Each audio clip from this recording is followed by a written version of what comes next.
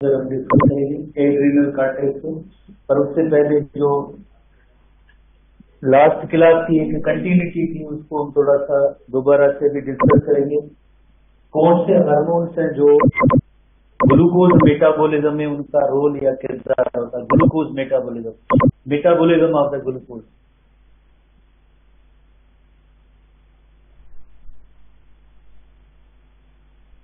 तो हम पढ़ चुके हैं थायरोक्सिन के रोल को। एससीबी बुक में 110 पेज पे ये क्वेश्चन मौजूद है। 110 पेज पे आखिरी पैरा के अंदर आपको नजर आएगा कि थायरोक्सिन ग्लूकोज मेटाबॉलिज्म में उसका रोल या किरदार क्या है। थोड़ा सा एससीबी बुक को ओपन करके देखना चाहिए कि क्या मौजूद है। हम तो फौरन ही एक मैसेज करते हैं थायरोक्सिन का क्या है, वो बुक नहीं पढ़ते हैं। Thyroxine increases the oxygen consumption and stimulates the synthesis of enzymes that break down the glucose and provide energy. Very clear लिखा हुआ है कि थायरोक्सिन का रोल क्या होता है ग्लूकोज मेटाबॉलिज्म में। What is the role of thyroxine. उसके बाद इंसुलिन और ग्लूकागोन को हम डिस्कस कर चुके हैं। Both are antagonistic in nature. Epinephrine का भी रोल हम पढ़ चुके हैं। जैसे लिवर के अंदर ग्लाइकोजन को ग्लूकोज में कन्वर्जन जैसे एक फाइट और फ्लाइट सिचुएशन में होती है, ये भी हम इसमें एपिनेफ्राइन एड्रेनलिन के रोल को पढ़ चुके हैं। मोरओवर जो है ग्लूकोकार्टिकोइड या कार्टिसोल, इसका भी रोल हम पढ़ चुके हैं कि जो नॉन कार्बोहाइड्रेट सोर्सेज है जैसे प्रोटीन या अमाइनो एसिड्स हैं, इनको ग्लूकोज में कन्वर्ट करना ग्लूकोनियोजेनेसिस प्रोसेस का ग्लूकोनियोजेनेसिस। तो ये लिस्ट जो आपने जहन में रखनी है कि कौन से जो हार्मोन्स होते हैं जो ग्लूकोज मेटाबॉलिज्म में जिनका रोल या किरदार होगा। ग्लूकोज मेटाबॉलिज्म में इन हार्मोन्स का रोल या किरदार होगा तो आप नोट करेंगे। पुराने बुक वगैरह उनके अंदर ये ऐसी चीजें नहीं थी। अब अलग एक हेडिंग जो है उसके अंदर ये इनको दिया गया है, तो आप जरूर इनको नोट करेंगे। तो ऐसा क्यों है कि इतने ज्यादा हार्मोन और प्रोसेस है कि मेटाबॉलिज्म ऑफ ग्लूकोज को रेगुलेट करना। नेक्स्ट जो पैरा के अंदर ये सारा जो मौजूद है कि हमारे जितने भी बॉडी सेल्स होते हैं वो सब बॉडी सेल्स जितने भी होते हैं वो प्रोटीन्स को भी एनर्जी प्रोड्यूस करने के लिए यूटिलाइज करते हैं, कार्बोहाइड्रेट्स को भी यूज करते हैं, कार्बोहाइड्रेट्स को भी एनर्जी के बनाने के लिए यूज करते हैं, और कार्बोहाइड्रेट्स के अलावा फैट्स को भी यूज करते हैं बॉडी सेल्स कितने। पर एक ब्रेन सेल्स जो होते हैं, brain cells only and only जो है ग्लूकोज को यूज करते हैं। ये एक नेक्स्ट पैरा के अंदर ये पॉइंट मौजूद है जो आपने नोट करनी है। इसी वजह से नेचर ने, कुदरत ने जो एक निजाम दिया है वो अक्सर मेटाबॉलिज्म ऑफ ग्लूकोज उससे जो एनर्जी प्रोड्यूस करने के लिए ज्यादा एंजाइम दिए है, क्योंकि इमीडिएट सोर्स ऑफ एनर्जी होता है वो ग्लूकोज होता है।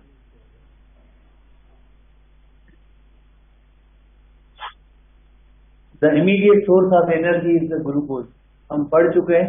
तो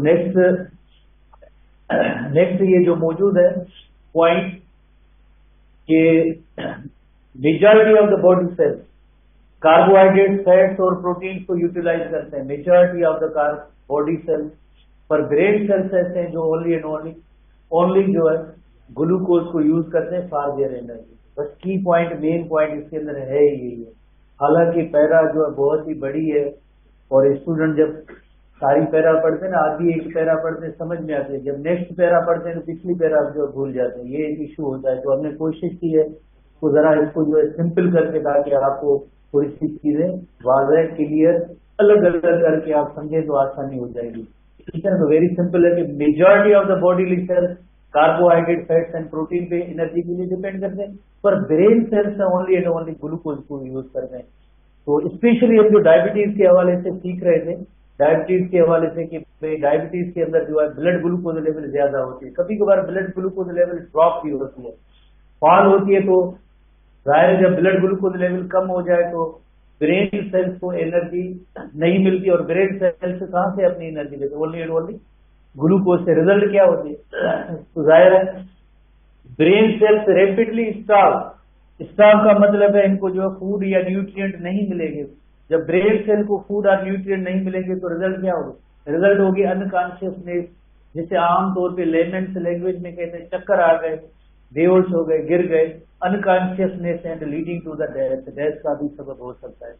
अगर ब्रेन सेल्स को ग्लूकोज ना मिले तो अनकॉन्शियसनेस और डेथ का भी सबब हो सकता है।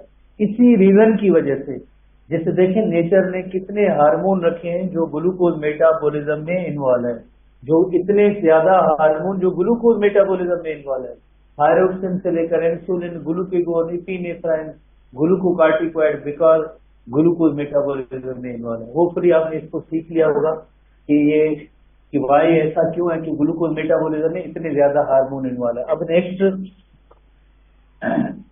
हार्मोन पे आते हैं। एड्रिनल कार्टेक्स का हार्मोन है, that is अल्डोस्टेरोन। Again it is steroid in nature. हमने वेरी सिंपल तरीके से एड्रिनल कार्टेक्स से हार्मोन को सीखा है कि एड्रिनल कार्टेक्स से जो हार्मोन होते हैं वो जो स्टीरॉयड इन नेचर है। इससे पहले कौन सा है हमने पढ़ा था हार्मोन? हाँ, कार्टिसोल भी पढ़ा था। कार्टिसोल जो स्टीरॉयड इन यार जैसा नु जैसा है जवान माण्हू है तो सुभाणे डॉक्टर थींदो, हाय बड़ा मरी विया छा मरी विया रत वहे पियो। हाणे नौजवान आहियो हाणे इहो अवञ कम ई इहो आहे, स्क्रीन 24 कलाक स्क्रीन अवञ अॻियां हूंदी आहे, सुम्हण महिल बि स्क्रीन अॻियां हूंदी आहे। ॿार ही स्क्रीन अवञ अखियुनि जी फथाई वञे, कंप्यूटर, लैपटॉप, मोबाइल ये अवांजे दो है। अॼुकल्ह जो ॿार बि पैदा थिए थो अञा थोरो ऊं आं करणु मस्तु शुरू करे थो, उनखे बि मोबाइल जी ज़रूरत हूंदी आहे। उनखां सवाइ मोबाइल जेको आहे उहो बाटी खाधो खाए थो उहो बि मोबाइल ते अॻियां ई मोबाइल हले थो उहो खाधो करे। दौर अवांजो मोबाइल टेक्नोलॉजी दौर नौजवाननि जो है। अब हली स्क्रीन हली न हाँ Anyway, aldosterone is steroid in nature.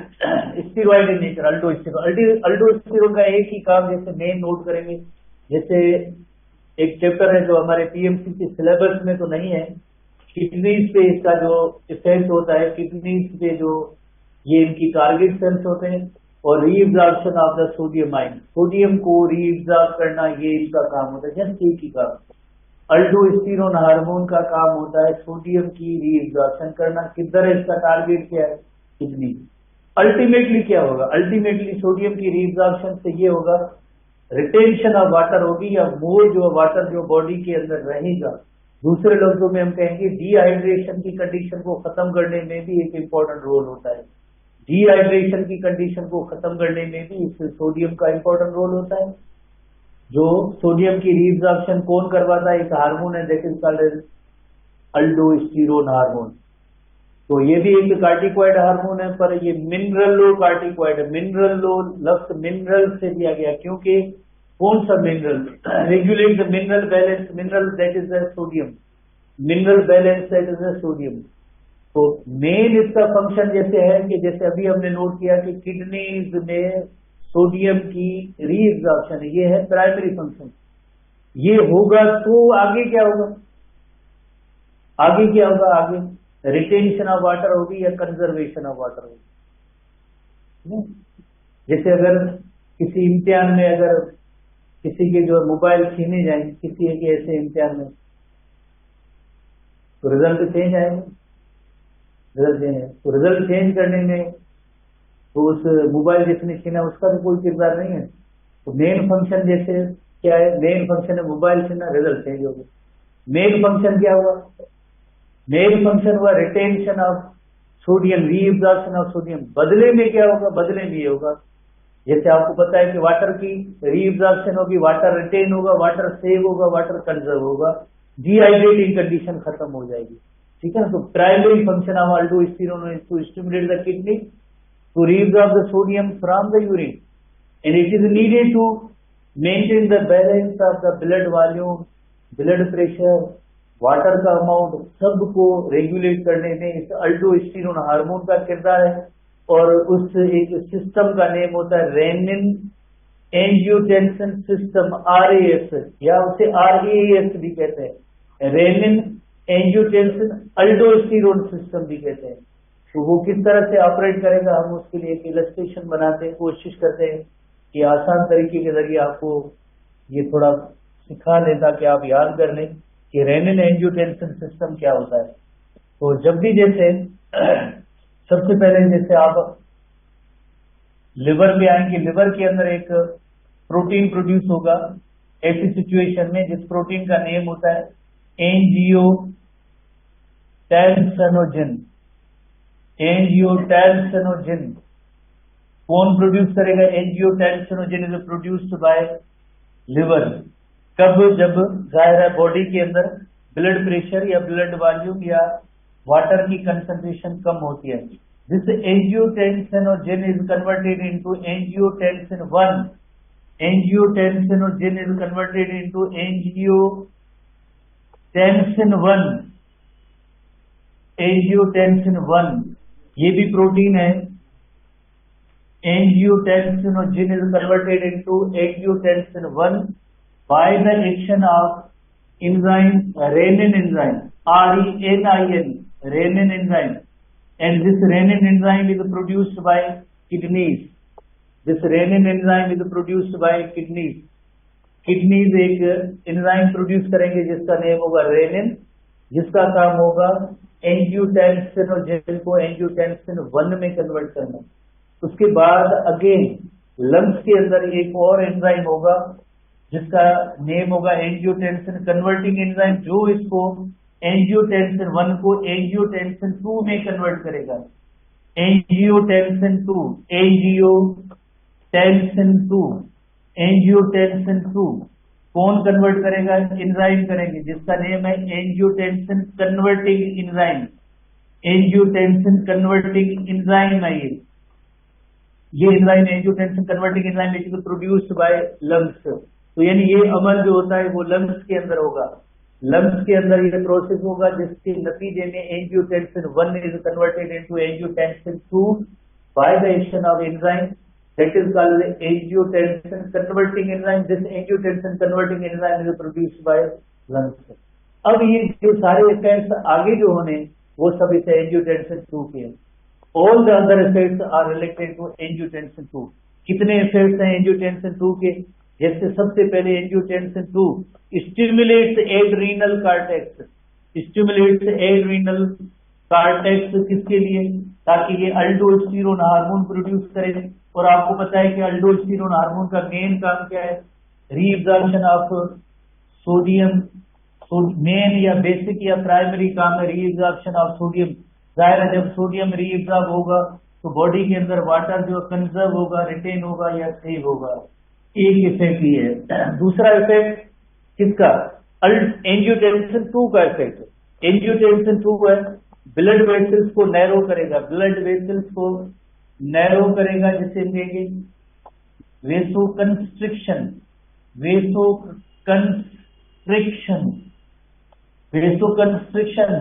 इसी तरह से एक और इफेक्ट जो एंजियोटेंसिन 2 का होगा हाइपोथैलेमस से होगा।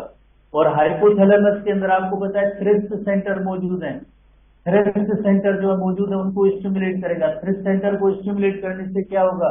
हम जो वाटर की ड्रिंकिंग का अमल करते हैं, वाटर की ड्रिंकिंग का अमल करते हैं, मोर ओवर हाइपोथैलेमस स्टिमुलेट करेगा एडीएच हार्मोन को। एडीएच हार्मोन की स्टिमुलेट की वजह से more retention conservation of the water होती है। तो इस तरह से ब्लड प्रेशर और ब्लड वॉल्यूम जो है, ब्लड प्रेशर और ब्लड वॉल्यूम उसके अंदर इंक्रीज होगी।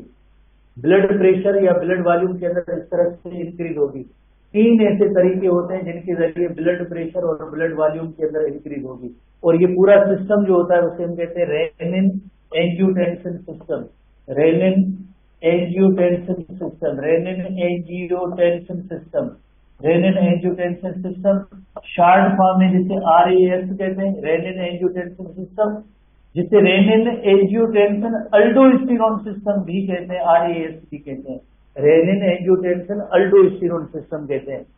अब इसके अंदर एक अदर वर्ड्स के अंदर हम थोड़ा इन अदर वर्ड्स जो बुक के अंदर या वेरी क्लियर नहीं है, अदर वर्ड्स को सीखते हैं कि वाई ऐसा क्यों होता है, क्या जरूरत नहीं होना चाहिए, ऐसा क्यों होता है, क्यों होता है। तो इसका मतलब है कि what is stimulus for RAS, RAS का स्टिमुलस क्या है, क्यों ऐसा होता है। स्टिमुलस क्या है, क्यों होता है, नहीं होना चाहिए। उसका स्टिमुलस जो है, जैसे बॉडी के अंदर एक लो ब्लड प्रेशर और बॉडी के अंदर low blood volume, low blood pressure, low blood volume होगा तो रेनिन एंजियोटेंसिन सिस्टम वर्क करेगा। तो अल्टीमेटली इसने क्या किया, लो को बढ़ाया, इंक्रीज किया, blood pressure blood volume increase हुआ। तो इसका मतलब ये हुआ कि इसके लिए जो स्टिमुलस है वो स्टिमुलस है, जब भी ब्लड का प्रेशर जैसे लो हो जाए या ब्लड वॉल्यूम जो है लो हो जाए, ब्लड वॉल्यूम, तो ऐसी सिचुएशन में रेनिन एंजियोटेंसिन सिस्टम वर्क करेगा, ऑपरेट करेगा और अल्टीमेटली ये अमल होगा।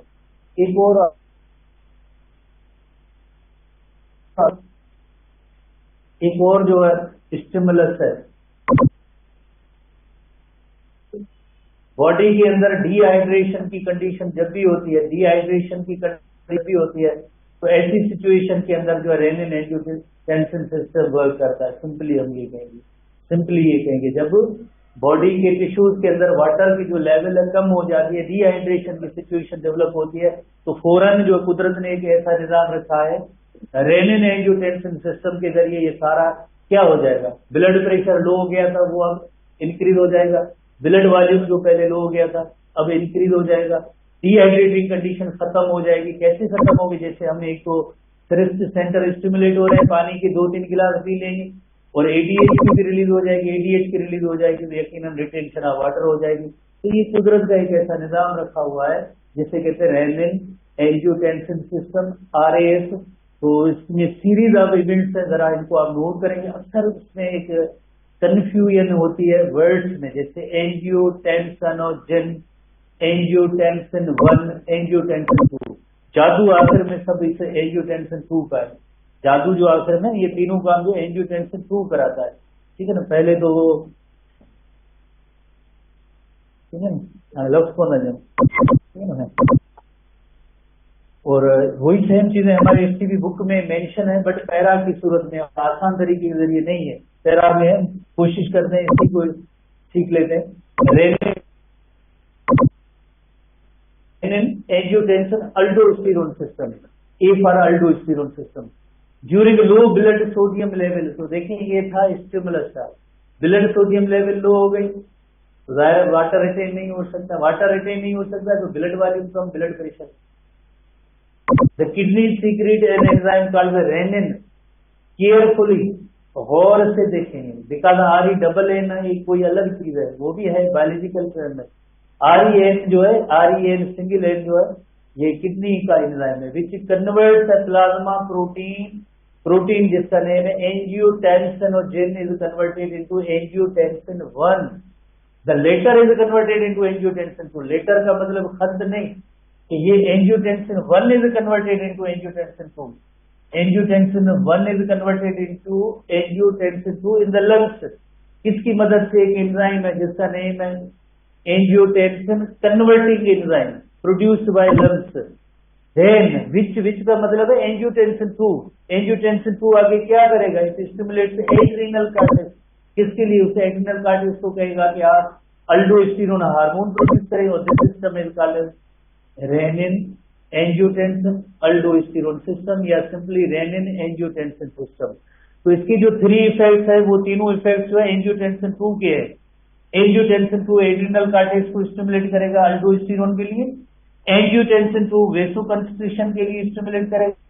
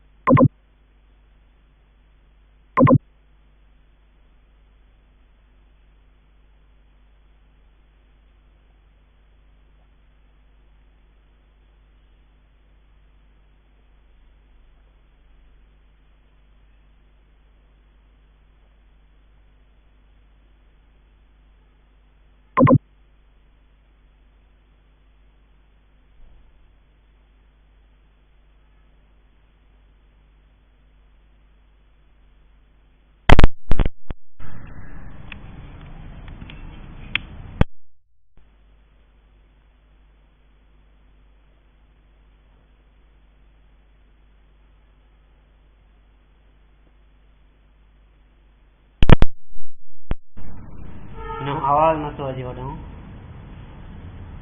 मड़को ॾिनो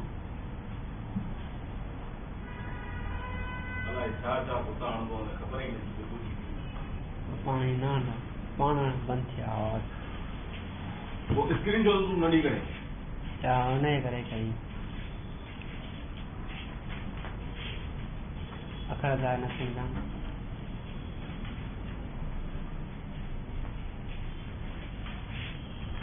छो न ज़ाहिर थींदा अखरनि खे छा आहे थोरो में ॾिसी आहे नी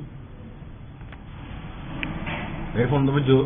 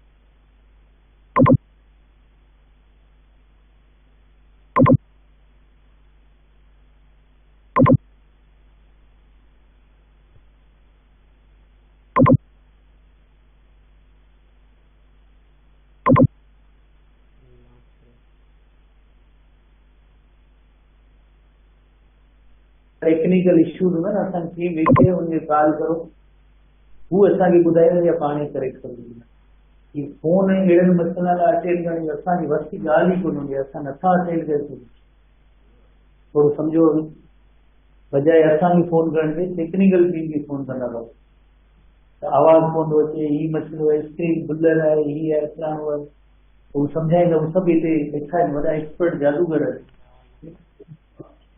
अहिड़ो जादू करे वेठा आहिनि हवा अलाए किथे वेठा आहिनि जादू में वेठा आहिनि असांजे उमरपुर जो जादू जादू ताईं वञे थो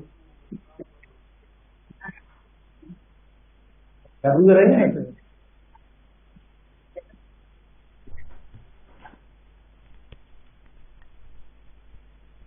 चलिए नेक्स्ट हार्मोन भी हम आते हैं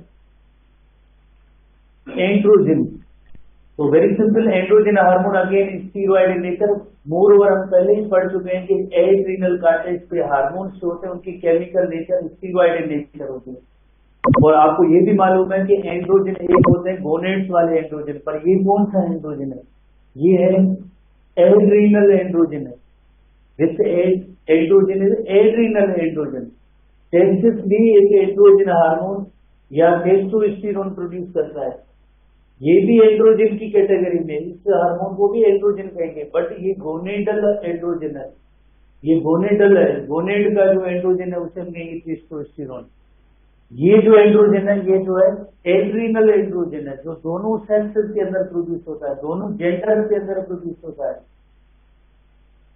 और ये मेल जेंडर के अंदर बहुत ही ज्यादा कंसंट्रेशन में पैदा होता है ध्यान में रखें एड्रीनल एंड्रोजन जो होता है वो दोनों जेंडर के अंदर इक्वली प्रोड्यूस होने का अमल स्टार्ट से होता है जब एक खास एज 10 to 11 ईयर्स की एज होती है जिसका नेम है एडोलिसेंस इस एज के अंदर दोनों सेक्सेस के अंदर both sexes male as well as female bodies के अंदर ये हार्मोन प्रोड्यूस होता है male as well as female bodies के अंदर 10 to 11 ईयर की जब एज होगी तब ये जो है एड्रीनल एंड्रोजन प्रोड्यूस होता है दोनों सेक्सेस के अंदर group of corticosteroid mainly it is called adrenal androgen book में ऐसा नहीं है but it is adrenal androgen है कोई गोनेडल एंड्रोजन नहीं है adrenal androgen similar to testosterone this hormone is similar to testosterone का मतलब है इसके इफेक्ट तकरीबन उस जैसे हैं but present in both sexes. कब से प्रोड्यूस होने का अमल इसमें शुरू होता है? जब एडोलिसेंस एज होती है। एडोलिसेंस का मतलब है जब बच्चों की एज जो 10 to 19 ईयर्स की एज होती है तो उसमें ये हार्मोन प्रोड्यूस होने का अमल शुरू होता है। ठीक है, होपफुली इस चीज को आपने सीखा होगा कि दोनों जेंडर्स या सेक्सेस के अंदर ये प्रोड्यूस होता है। मोर ओवर एक ऐसी चीज जो बुक्स वगैरह में आपको नहीं मिलेगी, बुक्स या आपकी जो WW से ये चीजें ऐसी नहीं मिलती हैं। ये हार्मोन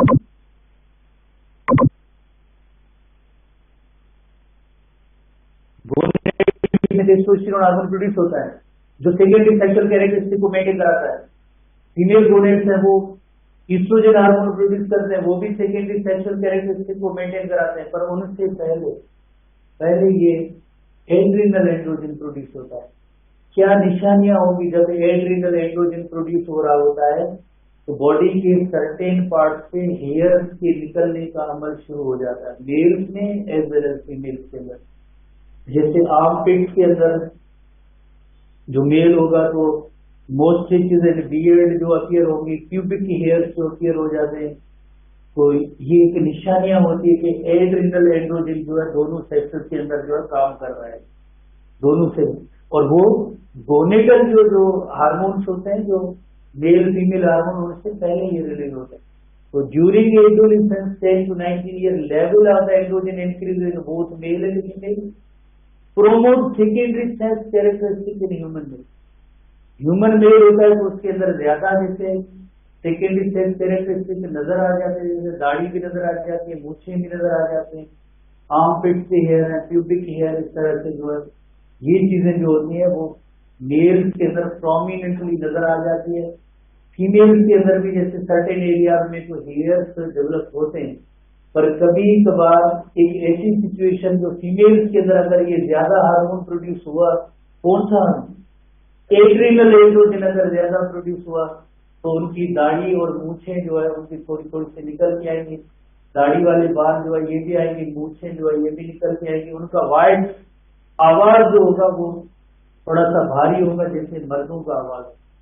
उनकी जो मस्कुल्स की जो ऐसी जो ऑर्गेनाइजेशन होगी, वरना जो फीमेल की इतनी ज्यादा मस्कुलेचर नहीं होता कंपेरेटिव टू मेल, तो वो भारी भरकम जिस्म होगा। और उनकी जो है थोड़ी सी ब्रेवरी, करेज भी जैसे मर्दों जैसी हो जाती है। तो because of excess level of androgen, कौन सा androgen? Adrenal androgen in female.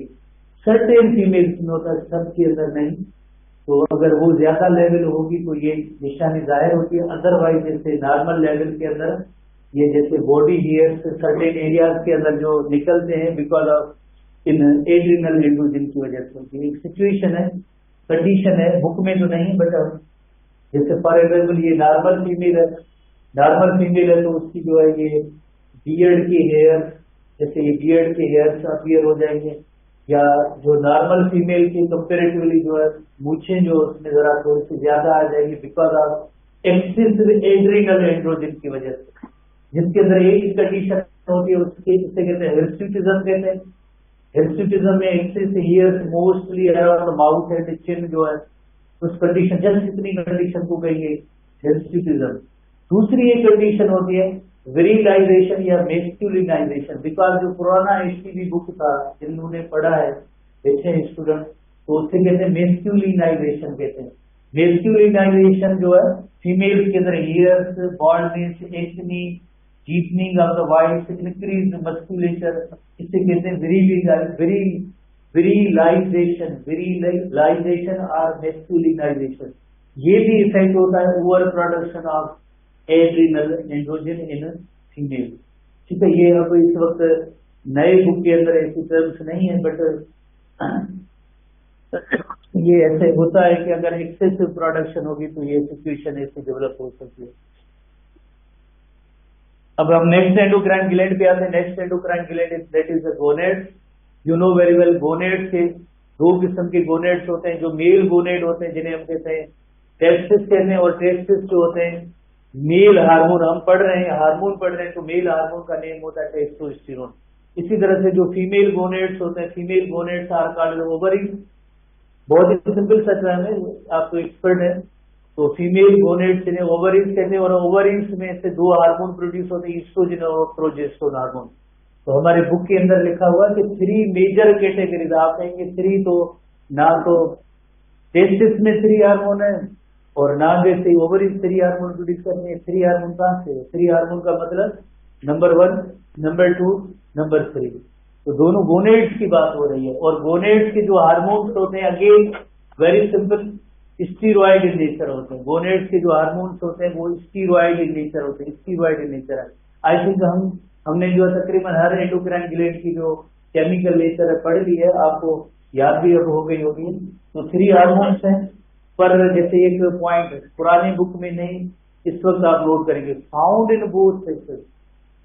आप कहेंगे कि मेल के अंदर तो टेस्टोस्टेरोन हार्मोन प्रोड्यूस होता है, ये ईस्ट्रोजन या ये थोड़ी होगी। फीमेल के अंदर प्रोजेस्टेरोन और ईस्ट्रोजन प्रोड्यूस होता है, फीमेल के अंदर ईस्ट्रोजन थोड़ी होगा। बट थोड़ी सी रिसर्च की बात है, all the 3 types are found in both males and female, but little concentration होते हैं, नेग्लिजिबल इनका अमाउंट होता है, कोई इतना इनका प्रोफाउंड इफेक्ट नहीं होता है। तो इस वजह से कहेंगे कि मेल हार्मोन इनका टेस्टोस्टेरोन, फीमेल हार्मोन इनका ईस्ट्रोजन, प्रोजेस्टेरोन को फीमेल हार्मोन नहीं कहेंगे।